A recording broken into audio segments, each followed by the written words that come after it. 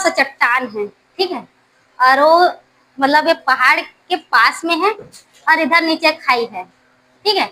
अब उस चट्टान को क्या है, वो स्थिर अवस्था में है, मतलब ऐसे है कि उसको धक्का देंगे तो लुढ़कने वाला है, वो ऐसे पोजीशन पर है वो।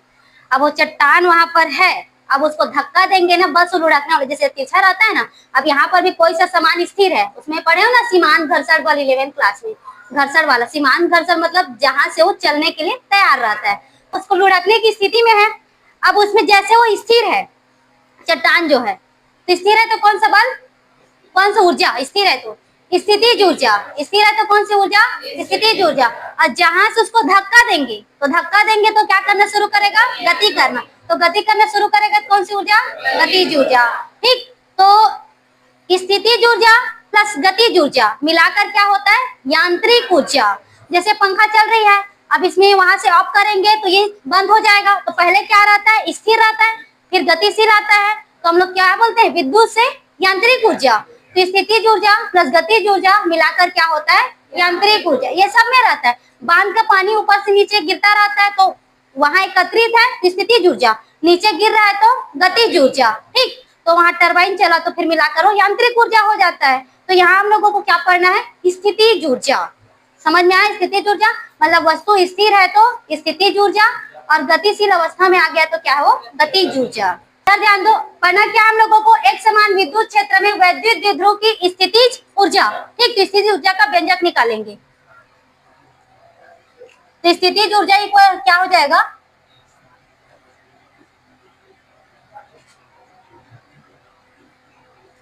किसी विद्युत क्षेत्र में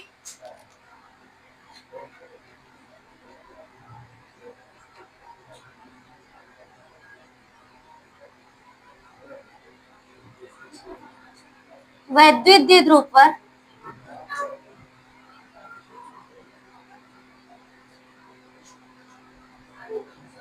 किसी विद्युत क्षेत्र में वैद्युत द्विध्रुव के विशेष स्थिति के कारण संचित ऊर्जा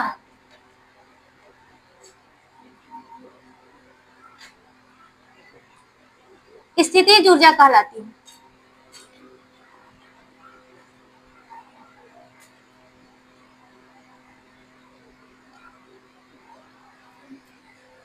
ठीक है, तो किसी विद्युत क्षेत्र में वैद्युत द्विध्रुव के विशेष स्थिति के कारण संचित ऊर्जा क्या कहलाएगी, स्थितिज ऊर्जा कहलाती है। अब कल हम लोग पढ़े थे यहाँ पर स्थितिज ऊर्जा का निकालेंगे, चित्र वही बनेगा, पूरा वही रहेगा, थ्योरी जो है। ये क्या है, एक समान विद्युत क्षेत्र, विद्युत क्षेत्र को किससे प्रदर्शित किए, ई से, विद्युत क्षेत्र को ई से। एक समान में क्या होता है कि उसकी विद्युत क्षेत्र की तीव्रता की दिशा और परिणाम सब क्या होते हैं, एक समान। सबकी दिशा क्या है, एक ही है, और उसके परिणाम भी क्या होते हैं, समान होते हैं। तो उसको क्या बोलेंगे, एक समान विद्युत क्षेत्र। एक विद्युत क्षेत्र ये हो गया, और ये है, ये कितने विद्युत क्षेत्र है, 3 है, और ये सब आपस में क्या होते हैं, समान होते हैं। तो एक समान विद्युत क्षेत्र का मतलब इसकी दिशा और परिणाम क्या होती है, समान होती है। अब वहां पर देखो वैद्युत द्विध्रुव आघूर्ण रखा रहता है, यहाँ पर क्या वैद्युत द्विध्रुव आघूर्ण है, बताते जाना, कल का पढ़े, वैद्युत द्विध्रुव आघूर्ण, इसमें यहाँ पर प्लस क्यू आवेश और यहाँ पर माइनस क्यू आवेश। वैद्युत द्विध्रुव क्यों है ये, क्योंकि वहां पर दो विजातीय आवेश, विजातीय का मतलब क्या हुआ, अलग अलग, एक क्या है प्लस है और एक क्या है माइनस है, और दोनों के बीच की दूरी क्या है, दोनों के बीच की दूरी प्रभावी लंबाई 2 है, ठीक। तो यहाँ पर एक प्लस क्यू आवेश और एक क्या है माइनस क्यू आवेश। अब पहले इसके पहले जो व्यंजक निकाले हैं उसमें क्या निकाले, घुमाने में किया गया कार्य। अभी ये कौन सी स्थिति में है, कौन सी स्थिति में है, साम्यावस्था। कौन सी स्थिति में है, साम्यावस्था। साम्यावस्था मतलब कितना डिग्री का एंगल बन रहा है, 0। देखो इसकी जो वैद्युत द्विध्रुव है, एक में प्लस क्यू आवेश और एक में माइनस क्यू आवेश, ये क्या है, विद्युत क्षेत्र के समांतर है। तो समांतर है तो कितने डिग्री का एंगल बन रहा है, 0 डिग्री का। अब इसको हम लोग क्या किए थे, थीटा एंगल तक घुमा दिए थे, ठीक है। यहाँ पर थीटा एंगल तक क्या कर दिए थे, इसको घुमा दिए थे। तो थीटा एंगल तक घुमाए थे तो इसमें हम लोग थीटा का मान निकाले थे, ठीक है। जो कार्य किया जा रहा है घुमाने में उतना तक हो गया था, फिर से उसको रिपीट ही करना है, लेकिन इसमें क्या करना है, इसको थीटा से यहाँ पर क्या करेंगे, वर्तमान की स्थिति से वर्तमान स्थिति तक लाएंगे। वहां पर आऊंगी तो बताऊंगी। इतना देखो विद्युत क्षेत्र ई है। कैसा विद्युत क्षेत्र है? एक समान। कैसा विद्युत क्षेत्र है? एक समान। पहले वो कैसे रखा रहता है? वैद्युत द्विध्रुव प्लस क्यू, वैद्युत द्विध्रुव पर प्लस क्यू और माइनस क्यू आवेश। तो विद्युत क्षेत्र के क्या है? समांतर है। समांतर है मतलब क्या है? वो साम्यावस्था पर। तो साम्यावस्था मतलब संतुलन की अवस्था। साम्यावस्था मतलब क्या होता है? संतुलन की अवस्था। ठीक, तो यहाँ पर ये क्या बनेगा? 0 डिग्री का एंगल बनेगा। उसके बाद इसी को, ये दूसरा वैद्युत द्विध्रुव नहीं है, इसी को क्या किया हम लोग? थीटा एंगल तक घुमा दिए। तो इसके घुमाने में किया गया कार्य निकाले थे। ठीक है, अब इसमें देखो, यहाँ पर ये स्थितिज ऊर्जा तो क्या होती है? किसी विद्युत क्षेत्र में वैद्युत द्विध्रुव के विशेष स्थिति के कारण संचित ऊर्जा स्थितिज ऊर्जा कहलाती है। अब इसके लिए अभी व्यंजक को देखेंगे तो यहाँ पर हम लोग देख, बल युग्म आघूर्ण, बल युग्म आघूर्ण को किसे प्रदर्शित करते हैं? ऐसे बल युग्म आघूर्ण इक्वल में क्या आया था बताओ? PE sine theta. पी क्या है? वैद्युत द्विध्रुव आघूर्ण और ये क्या है? विद्युत क्षेत्र। ठीक है, इक्वल में क्या आया था? PE sine theta. तो हम लोग देखो, जो ये क्या लिखा है कि स्थितिज ऊर्जा मतलब संचित ऊर्जा ही स्थितिज ऊर्जा कहलाती है। तो संचित ऊर्जा मतलब जो कार्य करेंगे, ठीक है, उसको थीटा एंगल तक घुमाएंगे तो जो कार्य करेंगे वो ऊर्जा ही स्थितिज ऊर्जा होगी। जो कार्य हो रहा है वो ऊर्जा क्या हो जाएगी? स्थितिज ऊर्जा। मतलब हम लोग कार्य करते हैं, कार्य कर रहे हैं ना, खाना खाए रहते हो, कार्य करते हो, है ना। तो जब तक आपके में एनर्जी है तब तक कार्य कर पाते हो। फिर उसके बाद शरीर बैटरी लो बोलता है कि नहीं बोलता है कि नहीं खाए रहो, अगर आपसे काम करवा दे तो भूख लग रही है, ये फलाना ढेकाना, बोलोगे ना कि नहीं है एनर्जी, फिर भी करते रहोगे। पहले वसा का यूज कर लेना शरीर का एनर्जी का, ठीक है, कार्बोहाइड्रेट का यूज हो जाएगा, उसके बाद प्रोटीन का यूज हो जाता है। सब में एनर्जी रहती है ना, लास्ट एनर्जी यूज करते हैं हम लोग प्रोटीन का एनर्जी यूज करेंगे। प्रोटीन का एनर्जी यूज हो रहा है मतलब इंसान जो है जाने वाला है, वो लास्ट का कंडीशन रहता है। जो इंसान खाट पर पसते रहता है ना, वो प्रोटीन का एनर्जी यूज करते रहता है। मतलब हम लोग वसा का पहले करते, फिर कार्बोहाइड्रेट का करते, फिर प्रोटीन का। तो पहले आप लोग एनर्जी यूज करोगे तो एनर्जी आप लोग काम कितना कर पाओगे? जितना आपके में एनर्जी है उतना ही काम कर पाओगे। मतलब कार्य ही आपकी क्या है? ऊर्जा है। अब ऊर्जा को न दर्शा करके जितना आपका, अब क्या है, ऊर्जा को नहीं माप सकते हैं लेकिन कार्य को माप सकते हैं, कितना कार्य किया। तो उसी से ये कर सकते हैं कि जितना आप कार्य कर पा रहे हो वही आपकी क्या है? एनर्जी है। तो सेम इसमें भी होता है, घुमाने में जो कार्य करेंगे वही कार्य किसके रूप में संचित रहेगा? ऊर्जा के रूप में संचित रहेगा। ठीक है, तो इसमें कौन सी ऊर्जा है? स्थितिज ऊर्जा। तो बल युग्म आघूर्ण इक्वल क्या हो गया? PE sine theta. कल आप लोगों को मैं बताई थी, पहले हम लोग कार्य निकालेंगे तो कार्य निकालने के लिए कैसे निकालते हैं? पहले अल्प करके, यहाँ ए से चलना है और चलकर वापस हम लोगों को कहाँ तक आना है? ए तक। तो पहले क्या करेंगे? अल्प दूरी तक चलेंगे। अब वो तो कार्य की बात है, इसमें चलने की बात हो रही है। तो पहले हम लोग क्या निकालेंगे? अल्प। अल्प का मतलब क्या? अवकलन। अल्प का मतलब अवकलन। फिर उसके बाद क्या निकालते हैं? संपूर्ण। तो संपूर्ण का मतलब क्या होता है? समाकलन। इसी को फिर से ये करना है, बस वही व्यंजक है जो आप लोग बनाए हो। तो यहाँ पर क्या निकालेंगे? अल्प कार्य। वैद्युत द्विध्रुव को घुमाने में किया गया अल्प कार्य। बताते जाना अब आप लोग, वैद्युत द्विध्रुव को घुमाने में किया गया अल्प कार्य।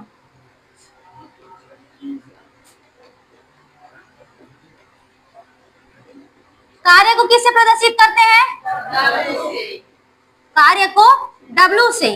और कौन सा कार्य बोल रहे हैं? तो अल्प कार्य है तो सामने में क्या लिखेंगे? D। ठीक, कार्य को किससे प्रदर्शित किए? W से। अल्प कार्य है तो सामने में क्या लिख देंगे? D। और कार्य इक्वल क्या होता है? बल इंटू विस्थापन। ठीक है, बल इंटू विस्थापन। तो DW बल क्या है? और विस्थापन क्या हुआ है? d theta. यहाँ तक ये 0 डिग्री के एंगल पर था, उसको थीटा तक घुमा दिए। थीटा तक घुमाएंगे तो ये क्या कर रहे हैं हम लोग? अल्प कार्य। तो घूमेगा भी क्या? वो अल्प ही घूमेगा। तो सामने में क्या लिखेंगे? डी को। ठीक, डी को लिखेंगे। ठीक है, ये हो गया इक्वेशन फर्स्ट। ये तो क्या निकाल लिए? अल्प कार्य। अब उसके बाद क्या करना है कि उसमें क्या हम लोगों को कहां से कहां तक सेम बनते जाएगा ना, जैसे व्यंजक बनाए हैं। ठीक है, तो उसमें बनेगा क्या, कहां से कहां तक घुमाने में किया गया कार्य। अल्प कार्य निकालने के बाद क्या निकालते हैं हम लोग, संपूर्ण कार्य। क्या निकालेंगे, संपूर्ण कार्य। तो संपूर्ण कार्य तो कहां से कहां तक, θ1 से θ2 तक घुमाने में किया गया कार्य।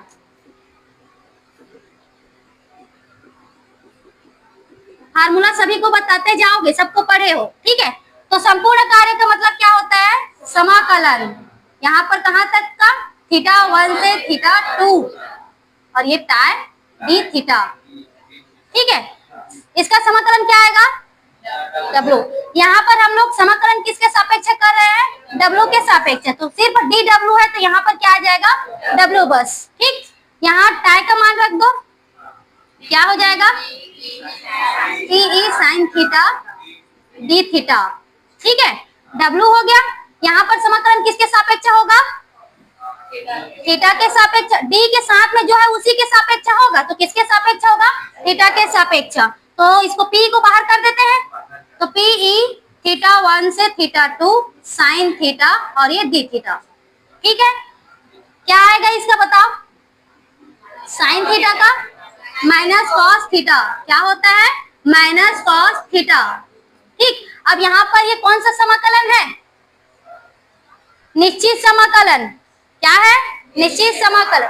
लिमिट लगा हुआ है ना, क्या है ये, कौन सी सीमा, निम्न सीमा। और ऊपर वाला क्या होता है, और फार्मूला क्या होता है, उच्च सीमा माइनस निम्न सीमा, ठीक है, उच्च सीमा माइनस निम्न सीमा।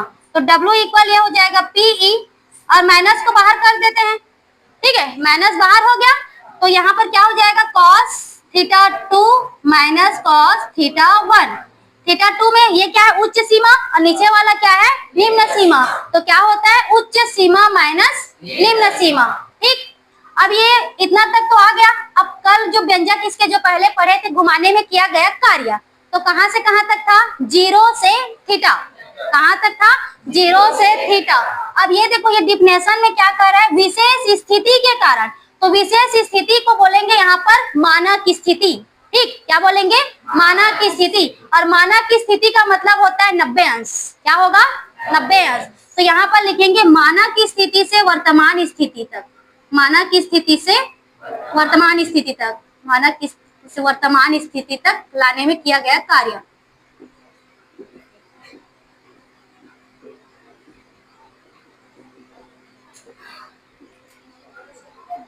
किया गया कार्य स्थितिज ऊर्जा के रूप में होती है।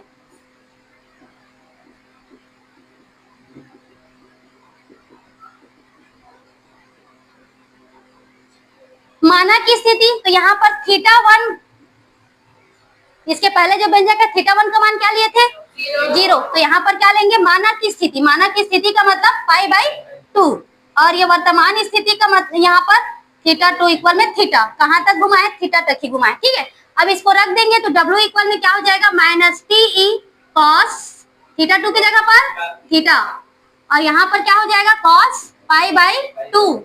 π/2 मतलब कितना अंश, पाई का मान, पाई का मतलब 180 अंश, ठीक है, 180 अंश।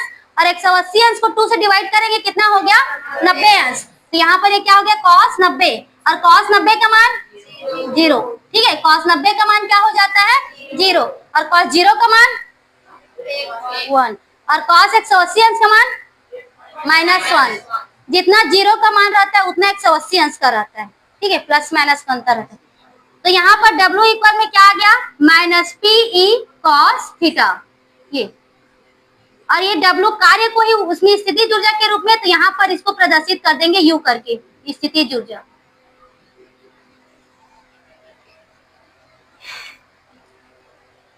ठीक है, देखो रिपीट कर, इतना तक हो गया, यही तक लाना। जो कार्य है किसके रूप में संचित है, स्थितिज ऊर्जा, ठीक है। तो कार्य की जगह पर अब उसको क्या लिख देंगे, U, ठीक। ये स्थितिज ऊर्जा को प्रदर्शित कर रहा है। रिपीट करिए, देखो, एक समान विद्युत क्षेत्र में वैद्युत द्विध्रुव की स्थितिज ऊर्जा। तो यहाँ पर स्थितिज ऊर्जा क्या होती है, किसी विद्युत क्षेत्र में वैद्युत द्विध्रुव के विशेष स्थिति के कारण जो संचित ऊर्जा है वो क्या कहलाएगी, स्थितिज ऊर्जा। विशेष स्थिति मतलब मानक स्थिति, मानक स्थिति मतलब 90 अंश, ठीक है, सिर्फ इतना का ही अंतर है, इतना बस का अंतर है, बाकी व्यंजक जो है सेम है, दूसरा व्यंजक जो, ठीक। ये ई क्या है, एक समान विद्युत क्षेत्र है, और यहाँ पर क्या है, पहले हम लोग क्या रखे, वैद्युत द्विध्रुव। वैद्युत द्विध्रुव का मतलब क्या है, प्लस क्यू आवेश और माइनस क्यू आवेश, एक प्लस और एक माइनस है, दो ध्रुव बन रहा है तो द्विध्रुव, ठीक है। अब यहाँ पर इसमें क्या हो जाएगा, इसको हम लोग, ये कौन सी स्थिति पर है, साम्यावस्था पर।